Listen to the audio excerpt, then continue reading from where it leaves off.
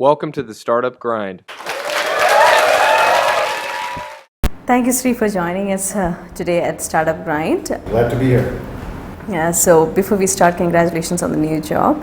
You are the Chief Digital Officer for New York City, and previously you were working as the Chief Digital Officer for the Metropolitan Museum of Art. So could you please tell us about the exciting things Chief Digital Officer gets to do, because that's pretty much relatively a new job profile, especially in India. Thank you, and thanks for having me here on Startup Grind. I'm delighted to be here in Trivandrum, one of the great cities in India, and Kerala's tourism motto, God's own country, I think is absolutely right. I've had the honor of the privilege of being the Chief Digital Officer of Columbia University and the Metropolitan Museum of New York, so that's two big New York institutions. And so when the opportunity came to be the Chief Digital Officer of New York City, I had to jump at that. That's another great privilege and honor. I am excited about what I can do, but mainly what I can do with the existing infrastructure in New York. New York, in my opinion, is the world's greatest city, and is home to so much innovation, so many exciting things happen in New York. How do we make the ecosystem of startups? How do we make technology and innovation something that is very direct and clear for anybody who wants to follow in the footsteps of great entrepreneurs? So when we look at the job is to make the lives of the residents, the visitors, and the employees of New York City better in any way that you can. And just to give you a sense of numbers, New York City has 300,000 employees who work for the city. We have 8.5 million residents of the city, and we have 55 million visitors to the city of New York. So that's a big, exciting challenge to work with Mayor Bill de Blasio and Deputy Mayor Alicia Glenn together to see where we can take New York. So you did your master's in journalism from Columbia University, went into teaching profession, and also you worked as a journalist. So how did the transition happen to digital officer, chief digital officer? It's a convoluted path, and people always ask me, how did you do this? And there isn't a clear path for something like this, because CDO job is new in America and certainly in India. And my background was as a journalist, and I started as a journalist working. I got my first byline when I was very young, as a 16-year-old in the Fiji Islands, where my father was posted as a diplomat. But I became a journalist right while I was in college. I studied at St. Stephen's College in Delhi, and from there I knew this is what I wanted to do the rest of my life. And so I became a business reporter, and a lot of business reporting is about the financial aspects of business, and I wasn't that interested in it. So I was interested in the people side of business. And when the internet came along and I had a chance to learn about it and use it, I could see the power of this. And I was determined to continue to cover the business side of technology. So I developed some relative expertise in that and understood that more than anybody could have imagined someone with a bachelor's in history could. I tell people I'm not an engineer, I play one on TV. And what I bring to the table is an understanding of technology without being an engineer. And sometimes being an engineer means you cannot interpret or translate what you're doing for a lay audience, for a public audience. And so that's what I like to do. And it also involves some level of diplomacy and political skills. So to bring that all together in this new role is going to be something that I could never have imagined. I'm the son of Kerala, my father and mother born here. To imagine that you'd have a chance from that background to help make lives of people in such a great city better is a privilege. Pardon my name, Kristen, but how is a CDO's job different from a CTO's or a CIO's job? So these are all very common roles that exist in a company. The CTO, CIO, CMO for marketing. So Chief Technology, Chief Information, Chief Marketing, Chief Finance Officer, and of course Chief Executive Officer. So you have these 4 or 5 people already. And people say to me, well, what does a CDO got to do with any of that? The CDO's job is to help with the very heavy, critical work of digital transformation. The Chief Technology Officer is in charge of the infrastructure. Chief Digital Officer is in charge of helping make that infrastructure more accessible to the world. And I like to think that the CDO is a transitionary title, that in a few years there won't be a CDO, because there will be CEOs who have come through the ranks and are digital themselves. Why will they need a CDO? So what we have to think about is, how do you, at this moment, for the next, I hope there will be a CDO for a long time because I need a job, but how do we as businesses, as nonprofits, as governments, think about someone whose job is to think about this access? And I call the CDO's job the Chief Listening Officer.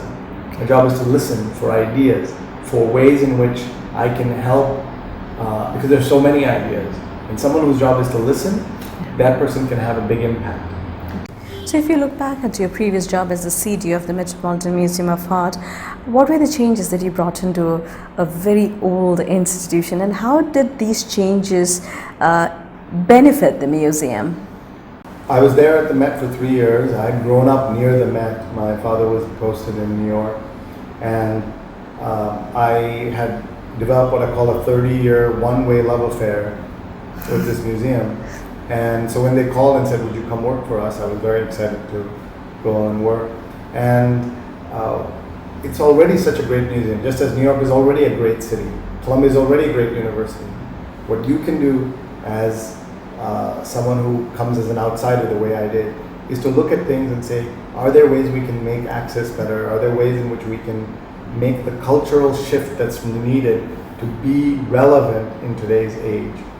And so we did big projects and small projects. We did, my idea is that the future of journalism, the future of museums, the future of education, future of cities is all the same thing. It's about storytelling, that you get people to understand what it is that you're talking about, and then people want to come and understand it. So we did video projects, we did social media, we sent out 70 million emails a year at the Met. So email, data, we doubled our social media team to 2 people. All of these were efforts to get more attention to what we're doing. And then we did kind of fun things, like I banned the selfie stick at the Met. I was very proud of doing that, because the selfie stick is very popular, but it's a distraction. So we banned that. We banned, this as a way of saying that we want people to take photos, but we don't want them to use a selfie stick. And then every exhibition now has a hashtag, and I'm very proud of that, because that means that you're telling people what matters and how you can find it. So, #StartupGrind. Yes. That's the hashtag is very, very important. So there are small things, big things, things behind the scenes that nobody will ever know. But those are some of the things we did. Right. So if you could pick up some favorites on how you use technology to enable people to enjoy art better, could you please tell some of your personal favorites? Well, I would say the main thing is to create a virtual circle, make the digital presence so inviting and so exciting that people want to come and see it in person. When people want to come in person, they see what you're doing, and then they want to come and continue to stay in touch with you online. And how do you make that circle? And especially in India, I think, while people appreciate art, they're not a museum-going culture. They don't go to museums, so they're not used to it. So how do we get more Indians to engage with art, to care about art, to understand it? And part of it is the Indian obsession with science and technology, engineering, which is very important. And there wouldn't be startups without engineering. But we should never forget that there's also importance of art, of design, of storytelling in startups. The best startups, the ones that have succeeded, all were not just good at the technology, they were really good at making that technology accessible and connecting with the audience. It's very easy to presume that you will not be able to connect. You won't be able to do it right. But if you with some dedication, you can. And I think Google is also doing an amazing job with the art project where they're bringing all the... Yeah, we did a lot with that. The Google Cultural Institute is Yes. now called the Google Art Project. Amit Sood and his team, we worked with them every week and we did a lot of great things together. Right. So you're someone who uses social media extensively for work. So what are your recommendations for using social media for growing your personal and professional network? Some street tips maybe? Yeah, I would say the main thing is to become a student of your own social media. Learn how it works, what's working, what's not, what you're missing out on. When you post something, does anybody care? Yeah. Right? Are you promoting only yourself? Become a part of the conversation in the subject matter that you're covering. If your startup is in data analytics, make sure you talk about other data other than your own company's data. If you're starting a children's clothing line, make sure you're an expert on children and kind of things about children apart from clothes. Yeah. People have to turn to you as an expert, and that's what makes a big difference. But everybody tells me that Sree, you share all the time, you post all the time. So what I'm going to do is just to show you, I'm going to show you something that I think will surprise you. I love taking selfies, but I don't take all the selfies I share. So I'm going to show you this. We're not going to show it to camera, just to make the point that you don't have to share everything you do. This is just to make the point here. So that's a selfie. I don't know if you can see closely who that is. Yes. So without saying this, so you can see, like it's surprised that I don't share this, right? Yes. Like if you had a selfie with this person, you would tell the whole world you have a selfie with this person. But I don't. So you have to find, the point is just to say, you don't have to share everything. Yeah. I tell everybody, always be collecting with your phone. As I was doing in your office here, I was walking around taking little pictures of what I see. Always be collecting, but share as appropriate. All right. Always collect. You don't have to share everything you collect. And also, I'm pretty sure you would have your own hacks to make sure that we're not having overdose of social media. So this is one of those things that you just... Be careful about what you share. Yeah. And then also... not always being glued to the phone. Yeah, I mean, it's hard to say because I have this phone on my Me hand, too. I'm holding it all the time. And I'm thinking, are there better ways for me to use this technology and make it relevant in what I'm doing? But I'm also trying to share and teach at the same time. My tweets are a permanent class where I'm teaching how to use it better. And we're all learning, that's the main thing. So you also find too many experts who are so busy with the work, they find it impossible in terms of time management to share everything through social media. So what is the minimum social media engagement that somebody should have? Well, it depends on the industry, depends on the person. Yeah. We've seen some of the world's busiest people are really engaged on social and others are not. And you shouldn't determine someone's success in real life based on social media and vice versa. Yeah. So the way I think about it is that you should find your own time management skills for this. So for example, I have a Snapchat account, Sree.net, but I've never sent or received a snap. So I am waiting to find the time. I don't think I have moment. time. But the problem is, I used to say I don't have time for Facebook, I don't have time for Twitter, I don't have time for Instagram. And I found the time. Yeah. What have I sacrificed for that? Okay. So finding the right tools, the right time for you is critical. So let's talk about the boycott on all male panels that you famously announced that you're not going to attend all male panels. Now, more than ever, now we are talking about gender equality because it's become so important and so visible. What was your strongest motivation to take a stand on gender equality? Was that your daughter? Well, I think, I'm married to an amazing woman who's the first woman president of TIE, the Indus Entrepreneurs New York chapter. She's also a Rhodes Scholar and Arjuna Award winner in rifle shooting. Her Twitter handle is Rupa Online, @Rupa Online, ROOPA Online. And so it's a very strong spousal influence, but also my daughter, my now 13-year-old daughter. We've been talking about gender equality and issues around what is acceptable for a long time, even when she was a little girl. She's still a little girl, and question would come up about panels and why there's so many male panels. And so I said, I promised her I would not speak on any all-male panels. And then I said, let me also not attend any more all-male panels. Why should I attend all-male panels? There's nothing that I can learn from hearing 5 men talk that would be of value to me if they don't care enough about the world to see where we're going. So that's how it started, and it just started as a Facebook comment, and then it became a thing and all that. The problem, as some people have pointed out, is that women have been complaining about this forever. And it took a man to complain about it to get attention to it. That's not fair. And that's part of the problem where we live today. So I'm a huge fan of Rachel Howard, and she was the founder of Ground Report, which democratized how people would access news and how citizen journalism was promoted. And she was the first digital officer for New York City. She also worked extensively with startups in the city to make sure that the ecosystem is very encouraging of innovation and entrepreneurship.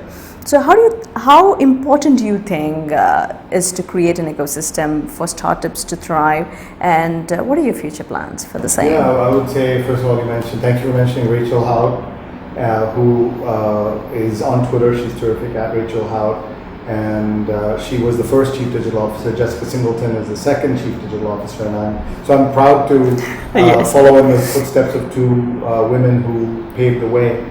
And in my case also, they're much younger than me, so I'm really following them in so many ways. I think that the opportunity for all of us is to think about what startups can do and how do you make startup life easier. Yeah. Already in 48 hours since my job has been announced, people have written to me saying, here are 3 things you can do to make life easier. Here are things you could be bringing on board. So we can all learn from other places, other cities. Obviously Silicon Valley has great advantages, so does London, so does the other places. But New York is very special, and I want to continue to build on that as much as I can. You yourself have started up a couple of companies. If you could share that experience, which is valuable for the startup entrepreneurs. I'd say that I've done a couple of non-profit and for-profit things. The for-profit I'll mention is a hyper-local neighborhood news website in New York called DNA Info, and Digital News and Information. And it was an extremely exciting opportunity where you go in and you start from scratch and you say, what is wrong with the news system? How can we fix it? And that's what an entrepreneur has, is this hunger to fix a problem, identifying the right problem, because there are many problems in the world. But one of the signs I like at Facebook headquarters is very clear: focus on impact. Yeah. And so if you have a startup, instead of trying to make a startup that does 50 things, make a startup that does one thing really well. If you do that, you can change the world. In addition to the startups, we also find that city management has a lot to do with digital engagement in terms of making access to services and all those things. So what are the fundamental things of digital engagement that we should get right for a better city management? Because as India is moving towards smart city projects as a part of Digital India campaign, I think that would be a good starting point to see what are the fundamental things that we should get it right. I think there are lots of things, including services, but also everyday interactions with the government can be either a pain or neutral at best. Can we reduce the pain, increase the neutral, and maybe even move to interacting with the government is a pleasure? Yeah. There are startups like Uber and others where you go, the car just arrives. It's like a magic thing. Yeah. Can we make that happen with the government? When you want to get you need to start a business. How many layers of difficulty is it? Well, let's change that. That's what the job that I have can try to do. But it requires the government and everybody being involved. I think the fact that you and other young folks in New York, I mean in Trivandrum, are doing new interesting things is very good for Trivandrum and very good for Kerala, very good for India. And so anybody watching this who is sometimes frustrated by the red tape, sometimes red tape is there for a very good reason, and most often it's not. Yeah. So how do we figure that out is something that we all have to do together. Since you mentioned about the different processes that we have to go through by starting a business, based on research we came up with something called single window, which was an already existing concept. So we decided to bring business specific accelerators for different kinds of business. So if somebody wants to start a fashion business, there should be just one office that person should go to and get all the licenses and registrations from the same office. So that would really motivate people to go ahead and start their business. This is called as a domain specific business accelerator. It is already in New York. A couple of fashion accelerators are there, but we are trying to bring the government services, the digital engagement, and the normal accelerator services to the same platform. Wonderful. I'm glad you're doing it. It's just at the very early stage. Also, you mentioned about interacting with the government being a pain. Recently, we did a survey on housing issues of women and came up with a fair housing policy and a code for accommodation for women, because most of the time women are denied housing. Most of the single women are not provided with homes for rent. We did the survey, the media did pick it up, we met the minister, and that was it, because after that we didn't know how to go about it. So I hope you will be also working with systems that would enable the citizens to come up with their particular requirements. Sure. And I think people overseas listening to this will be surprised. Why is it that single women can't get housing? And that's because of the culture of Kerala, where women are typically married as soon as they finish college or even before they finish college, and so they're not expected to be out and about as single people. They're not expected to be working without their husband's permission or their father's permission, and certainly not to start businesses. yeah, So the women's incubation program that you have, I think, is fantastic. it's at a very early stage. No, but I think it's great. Someone has to be there early. And I saw in this, here you have a sign from Estee Lauder, the great perfume company that's named after Estee. It was a young lady who was fighting to start her own business and was having great difficulty because nobody in the 1930s 30s, 40s, 50s, forget the exact decade, would let a young girl have a business. And some of those same problems you're facing today. And it's 70 years later. And that's unacceptable. It wasn't acceptable then, and it's not acceptable now. So that means you have to fight for it. And you have to, this is a country, India is a country that's had a very powerful woman as prime minister. Yes. You had a woman president. You've had a leader of the opposition. You have president of national parties. Yes. All of that. And Kerala, part of the people who live in this state, one of the dominant groups of people here have a matrilineal society, and where everything passes through the mother, and despite all of that, and the 100% literacy and first digital state in the country. All this digital emphasis, you still at the core of it can be backward looking if you don't change as a people. And that needs to happen, and we hope that will happen. But it takes people to fight for it. Talking about public administration again, transparency and accountability are very important, especially like a country like India. And I'm pretty sure it's very important across every country in the world. How can we use technology to ensure that there's more transparency and accountability for the government services? I think it's about posting the information when you have it, making it clear, making people see it, and holding people responsible, having scorecards so that you can see what is the progress report, right? Like that's what it should be. It should be what progress are you making. In my own case, the mayor of the city tweeted saying, "Welcome to your job. Let's make," and he basically tweeted my job description. And he said, "Your goals are basically to be more tech friendly, to be more transparent, and to get more digital equity," meaning let the city become more equitable. Yes. There is a digital divide in New York, as there is in India, as there is everywhere. How do we reduce that digital divide is a major theme of what I'm going to be doing. Talking about digital divide, we live in an age where we have apps for everything. I recently read an article about how we're solving the wrong problems. Like we have an app for sending beer to your doorstep, an app that would help you pack your suitcase virtually and things like that. But in spite of all that, most of our fundamental problems remain unsolved, and we are living in an age where the rich is becoming richer and the poor is becoming poor. So how can we create an ecosystem for solving social issues and use technology to create a more equal society?